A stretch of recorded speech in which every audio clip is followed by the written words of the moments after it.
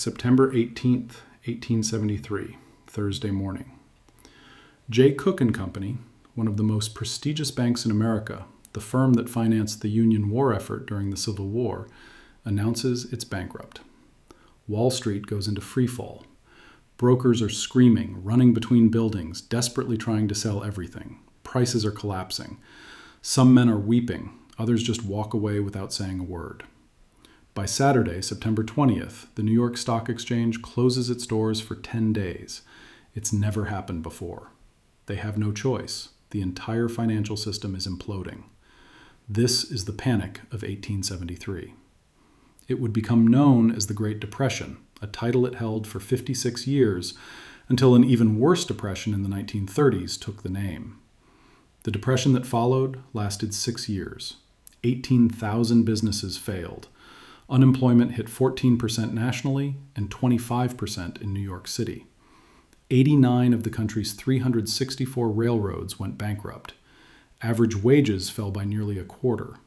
And 4 years later, in 1877, workers had endured enough. They launched the Great Railroad Strike, the first nationwide general strike in American history. Federal troops killed over 100 strikers. Cities burned. The country came close to revolution. This is the story of what happens when an entire economy is built on speculation. When the railroads everyone's betting on can't deliver returns. When there's no central bank to stop the collapse. When money itself becomes scarce. And what happens when workers finally say, enough. After the Civil War, America went railroad crazy. Between 1866 and 1873, railroad companies laid 35,000 miles of new track across the United States. By 1873, railroads were the nation's largest non-agricultural employer. Banks were lending massive amounts to railroad companies. Investment firms were selling railroad bonds to European investors. Everyone was making money. The key player was J. Cook. His firm, J. Cook and Company, had made millions by aggressively marketing government bonds during the Civil War. They pioneered modern bond sales, reaching small investors and farmers who'd never bought securities before. Cook became a national hero. He'd helped save the Union. After the war, Cook turned to railroads. In 1869, he became the primary financier for the Northern Pacific Railway. The plan was to build a second transcontinental railroad from Duluth, Minnesota to Seattle, Washington. The federal government gave Cook's firm over 60 million acres of land as collateral. He used those land grants to sell bonds and secure loans from European investors. The problem? The Northern Pacific was plagued by mismanagement, construction challenges, and massive cost overruns. The railroad was burning through money faster than it was being raised. The land grants Cook was using as collateral were in remote areas nobody wanted. European investors were getting nervous. Meanwhile, the entire American economy was running on the same model. Banks were making short-term loans to finance long-term railroad construction projects. They'd lend money to railroads, and the railroads would promise to repay those loans by selling bonds before the notes came due. It worked great, until it didn't. The problem wasn't just American. The entire industrial world was experiencing what we'd now call a bubble. After German unification in 1870 to 1871, Germany flooded with capital from French war reparations. Investors went wild, founding new banks, new companies, new everything. The Vienna Stock Exchange boomed. Railroad speculation was rampant across Europe. Then in May 1873, the Vienna Stock Exchange crashed. European banks started failing. German investors who'd been pouring money into American railroad bonds suddenly needed their capital at home. The flood of European money that had been financing American railroads dried up overnight. Meanwhile, the United States made a critical monetary decision. In April 1873, Congress passed the Coinage Act of 1873, which ended the minting of silver coins for domestic use. The U.S. moved to a pure gold standard. Silver advocates called it the crime of 1873. The effect was to contract the money supply. There was less currency available. Interest rates rose. Credit became scarce. Anyone carrying debt, and that included most railroad companies, was suddenly in trouble. By fall 1872, Jay Cook's London partner was warning that using depositors' money to support Northern Pacific bonds was cruel to the depositors. But Cook couldn't stop. The railroad needed constant cash infusions to keep construction going. The firm kept bleeding money. On Wednesday, September 17, 1873, rumors spread on Wall Street that Jay Cook and Company was in trouble. Depositors started withdrawing money. Both the New York and Philadelphia offices were experiencing runs. On Thursday morning, September 18th, Jay Cook and Company announced suspension of operations. The official statement blamed large drawing upon them by the Philadelphia House and their own depositors during the last fortnight. The New York Times described the scene on Wall Street. The first intimation which came into the stock exchange of any change in the program was contained in a brief notice, which said authoritatively that Jay Cook and Company had suspended payment. The brokers stood perfectly thunderstruck for a moment, and then there was a general run to notify the different houses in Wall Street of the failure. The members of the firms who were surprised by this announcement had no time to deliberate. The bear clique was already selling the market down in the exchange, and prices were declining frightfully. Some of the men who were ruined swore, some of them wept, some went out of the street without saying a word. Others talked of the trouble in a jovial way, and went about trying to borrow money from friends. If Jay Cook, the man who financed the Union Army, could fail, anyone could fail. Panic spread immediately. On Friday, September 19th, more banks failed. By Saturday, September 20th, the New York Stock Exchange suspended trading for 10 days. It had never closed before except on holidays. President Ulysses S. Grant's Treasury Department tried to help. They bought $26 million in government bonds to inject liquidity into the system. It wasn't nearly enough. Within weeks, 55 of the nation's railroads had failed. By the first anniversary of the crisis, 60 more had gone bankrupt, 89 total. Railroad construction, which had been laying 7,500 miles of track per year in 1872, collapsed to just 1,600 miles in 1875. Banks across the country started failing. Businesses couldn't get credit. Without credit, they couldn't pay suppliers or meet payroll. Factories started laying off workers. Stores closed. The entire economy seized up. This wasn't a short panic followed by quick recovery. This was a full-scale economic depression that lasted 6 years, from 1873 to 1879. The National Bureau of Economic Research records it as the longest economic contraction in American history. 65 months of continuous decline. That's longer than the Great Depression of the 1930s, which lasted 43 months. The statistics are brutal. 18,000 businesses failed between 1873 and 1875, in just 2 years. By 1877, unemployment nationwide hit 14%. In New York City, 25% of workers were unemployed in the winter of 1873 to 1874. That's 1 in 4 people in the city with no job and no income. By 1878, more than 3 million people nationwide had joined the ranks of the unemployed. Average wages fell by nearly a quarter. Thousands of American companies defaulted on over $1 billion in debt, at 1870's values, when $1 billion meant something. Industrial production dropped 11%. Imports fell 26%. In New Hampshire, state tax revenue dropped so much that the government had to beg private businesses for money to keep operating. The effects weren't just economic. Tens of thousands of workers, many former Civil War soldiers, became homeless transients. The terms tramp and bum entered common American vocabulary, both indirect references to former soldiers wandering the country looking for work. Charitable organizations were overwhelmed. There was no unemployment insurance, no food stamps, no government assistance of any kind. If you lost your job, you were on your own. Cotton prices collapsed, devastating the already war-ravaged South. Black Americans suffered enormously. And as economic conditions worsened, Northern interest in Reconstruction faded. Why worry about racism in the South when you're struggling to feed your family in the North? White supremacist groups like the Ku Klux Klan resumed their campaigns of terror. Violent conflicts erupted.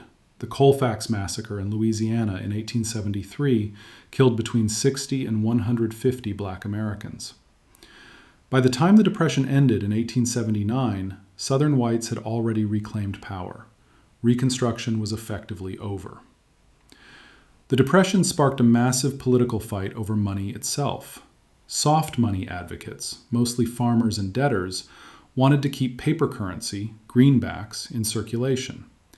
Greenbacks were fiat money, not backed by gold. Printing more greenbacks would increase the money supply, cause inflation, and make it easier to pay off debts. Hard money proponents, mostly creditors and Eastern business interests, wanted to return to the gold standard. They wanted every dollar backed by physical gold. This would limit the money supply and prevent inflation, but it would also make credit scarce and deflation more likely.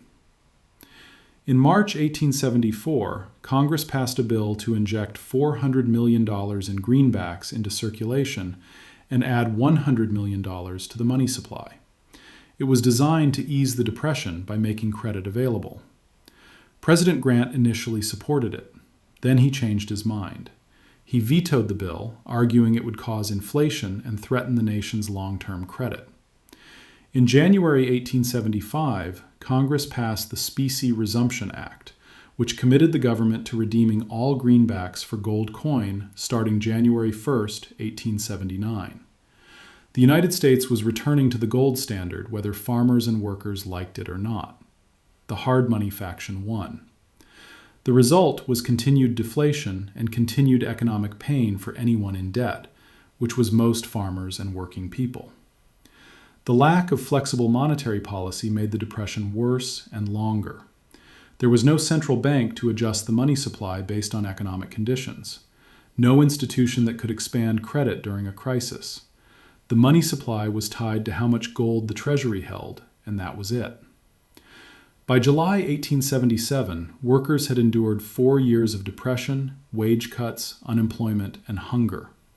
Railroad workers had it particularly bad. Between 1873 and 1880, wages in the railroad industry were cut by nearly half. Workers were forced to work longer hours in dangerous conditions. They were sent out of town for 4 days and paid for only 2, while having to pay for their own room and board that exceeded their wages. On July 16, 1877, the Baltimore and Ohio Railroad announced another 10% wage cut, the third cut since 1873. Workers at the Martinsburg, West Virginia station refused to let freight trains move.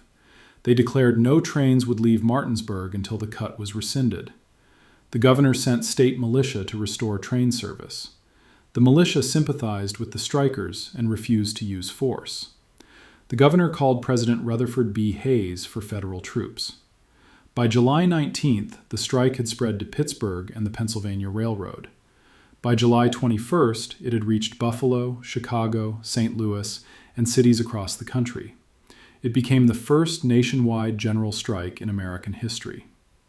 The response was violent. In Baltimore, militiamen fired on rock-throwing strikers, killing at least 10 and wounding 40. In Pittsburgh, National Guard troops from Philadelphia, brought in because local militia sympathized with strikers, made a bayonet charge on July 21st. Riots erupted. The troops fired on crowds, killing 20 people. The crowd forced the guardsmen to take refuge in a railroad roundhouse, then set fire to the Pennsylvania Railroad's engines, cars, and buildings. Through the night, 20 more people were killed, along with 5 guardsmen. The roundhouse was destroyed. 104 locomotives and 1,245 freight and passenger cars were burned. 39 buildings were razed. A virtual general strike shut down Pittsburgh. Iron and steel workers, miners, and laborers joined the action. In Reading, Pennsylvania, the National Guard shot 16 citizens. In Scranton, Pennsylvania, a city posse fired on strikers, killing or fatally wounding 4 and wounding 20 to 50 others. President Hayes sent federal troops to break the strike in 14 states. Governors mobilized 60,000 militia members. By early August, the strike was crushed.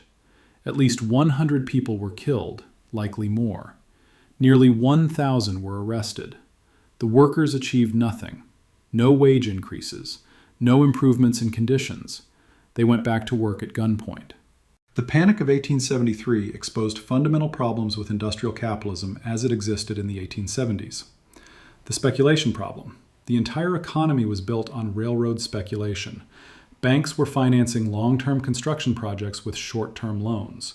The projects were expected to generate returns years or decades in the future, but the loans came due in months. When confidence collapsed, the whole structure fell apart. 33,000 miles of railroad track were laid between 1868 and 1873. Much of it was driven by government land grants and subsidies, not by actual demand for rail service. Companies were building railroads because they could raise capital to build railroads, not because those railroads would be profitable. The credit problem. There was no central bank, no lender of last resort.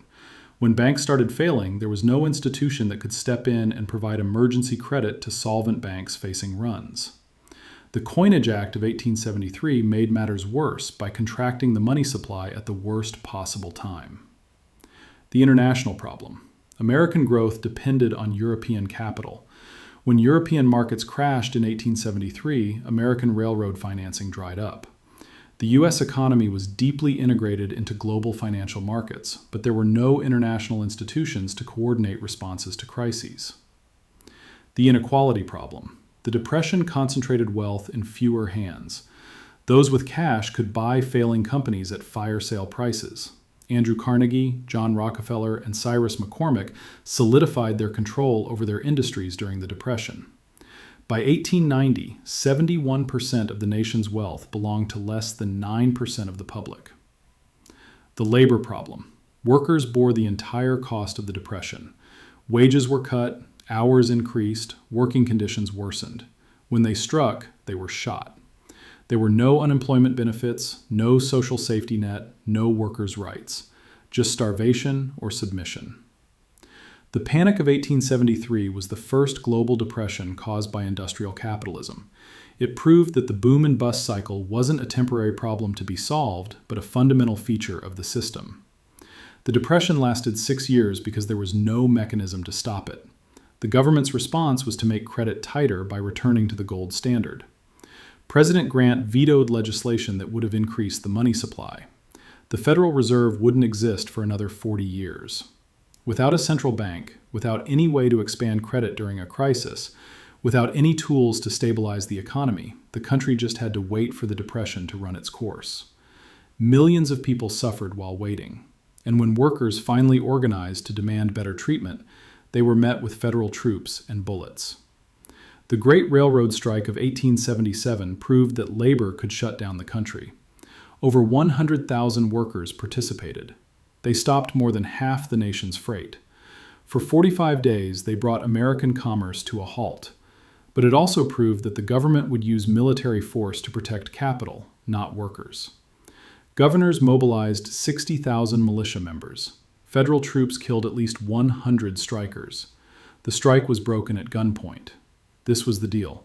Work for whatever wages the railroad companies wanted to pay, under whatever conditions they demanded, or starve. And if you refuse, we'll shoot you.